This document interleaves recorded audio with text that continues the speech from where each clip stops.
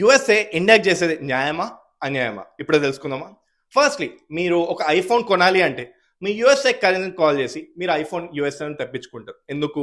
ఇండియాలో అయితే iPhone price ఎక్కువ, యుఎస్ఏలో అయితే తక్కువ కాబట్టి. దీన్నే ఇంపోర్ట్ డ్యూటీస్ వల్ల వచ్చే టారిఫ్ అంటారు.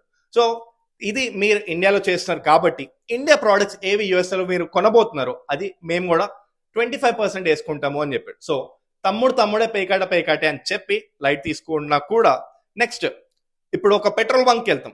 Russia petrol bunk, USA petrol bunk ఉంది. రష్యా వాడు 5% తక్కువకి ఇస్తాడు కాబట్టి క్రూడ్ ఆయిల్ మనం రష్యా నుండి కొనబోతున్నాం. సో ఆ పెట్రోల్ బంక్ లో తక్కువ పెట్రోల్ అండ్ తక్కువ ప్రైస్ కి ఆ పెట్రోల్ వస్తుంది కాబట్టి ఇండియా అది తీసుకోవడానికి రెడీ అయిపోయింది. కానీ ఇది యుఎస్ఏకి నచ్చలేదు. సో దీనివల్ల 50% చేయబోతున్నాం మీ టారిఫ్ అని చెప్తున్నారు.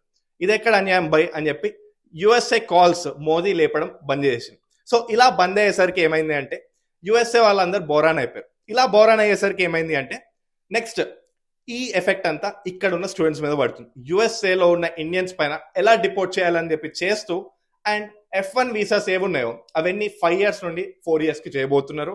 ఇదే కాకుండా జర్నలిస్ట్ వీసాస్ ఏమున్నాయో అవి యూజువల్గా 5 years వ్యాలిడ్ ఉంటాయి. దాన్ని 8 months విచ్ ఇస్ 240 days కే చేయబోతున్నారు. ఎందుకంటే ఇవన్నీ మిస్యూజ్ అవుతున్నాయి అని చెప్పి ఒక రీజన్ తోటి ఇప్పుడు ట్రంప్ అది అనౌన్స్ చేయబోతున్నారు.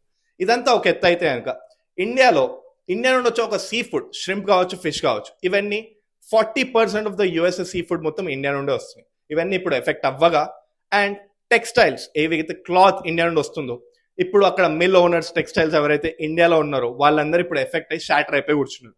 ఎందుకు? ఈ 40% టారిఫ్ వాళ్ళకి ఎఫెక్ట్ అయింది కాబట్టి.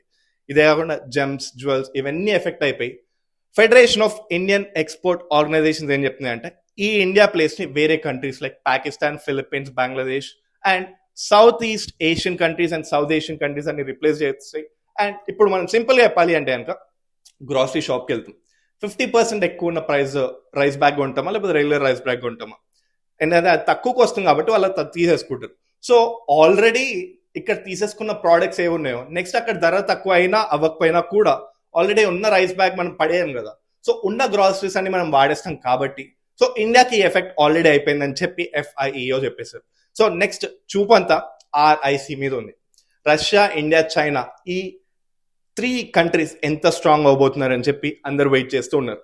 సో ఇప్పుడు ఇండియా పైన యుఎస్ఏ చేసిన న్యాయమా అన్యాయమా మీరే చెప్పండి.